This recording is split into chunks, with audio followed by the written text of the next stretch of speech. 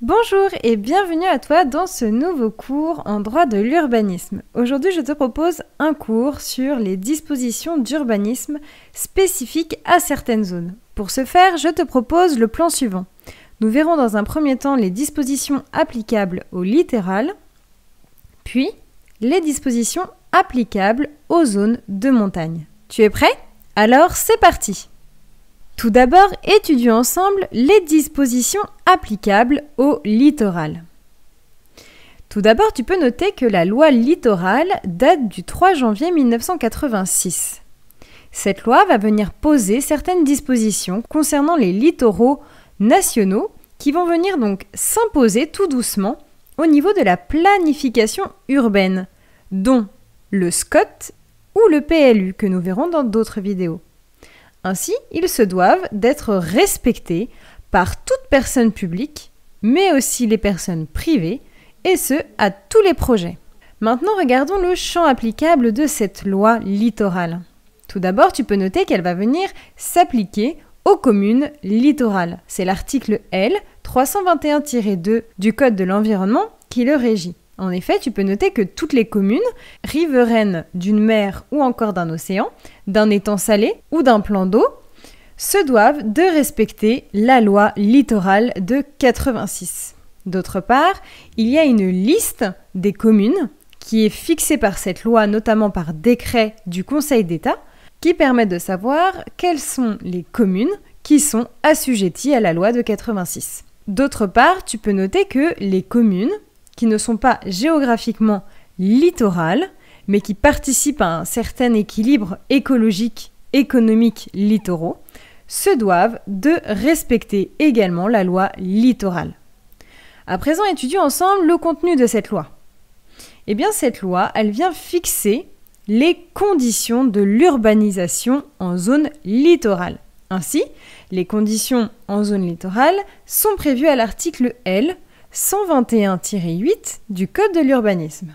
La loi va venir donc instaurer différentes protections. Tu peux noter 4 protections. Tout d'abord, les coupures d'urbanisation, la protection de la bande littorale de 1000 mètres, la protection de l'environnement littoral et enfin les conditions d'accès au littoral.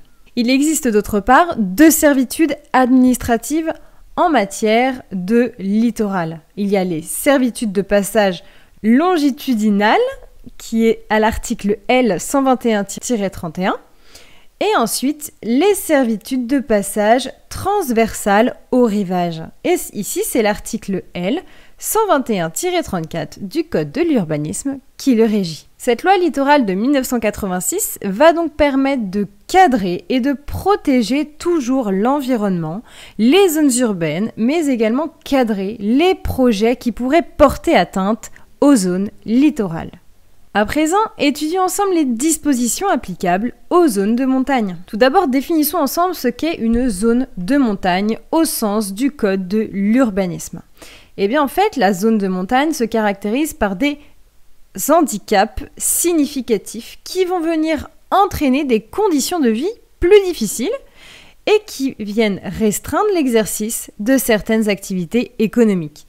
Très simplement, lorsque l'on va à la montagne faire du ski, évidemment, on va payer plus cher au niveau de nos courses ménagères, tout simplement parce que c'est une zone de montagne, parce que le transport est plus difficile, avec l'accès notamment aux stations, qui nécessitent d'emprunter des routes qui sont relativement sinueuses, enneigées, et qui peuvent donc venir être un réel frein à l'activité économique.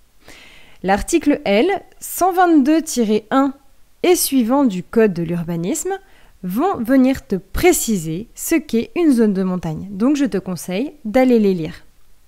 Regardons les règles générales d'urbanisation en matière de zones de montagne. Ces règles générales visent à limiter l'étalement urbain en zone de montagne. En effet, l'urbanisation en zone de montagne se doit d'être réalisée en continuité avec les bourgs, les villages, mais également les hameaux, sous réserve de l'adaptation, du changement de destination ou encore de la réfection ou de l'extension limitée des constructions existantes. Ainsi, tu peux donc noter que la construction annexe de taille limitée à ces constructions et ainsi la réalisation d'installations ou d'équipements publics peuvent être incompatibles avec le voisinage des zones habitées. D'autre part, la capacité d'accueil des espaces sont également limitées et doivent donc être compatibles avec la préservation des espaces naturels et agricoles. Enfin, les documents et décisions relatives à l'occupation des sols en zone de montagne se doivent de comporter des dispositions qui sont propres à préserver les espaces. À présent, les remontées mécaniques et les aménagements du domaine skiable. Ces aménagements qui viennent en quelque sorte pour certaines personnes entacher le paysage et donc abîmer le paysage urbain ont un intérêt économique car cela permet une belle attractivité touristique notamment.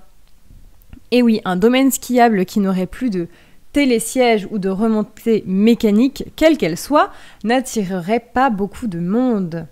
Ainsi, les remontées mécaniques sont régies à l'article L 472-1 et suivant du Code de l'urbanisme, car ces travaux sont quand même contrôlés, bien réguliers et se doivent de respecter un certain protocole.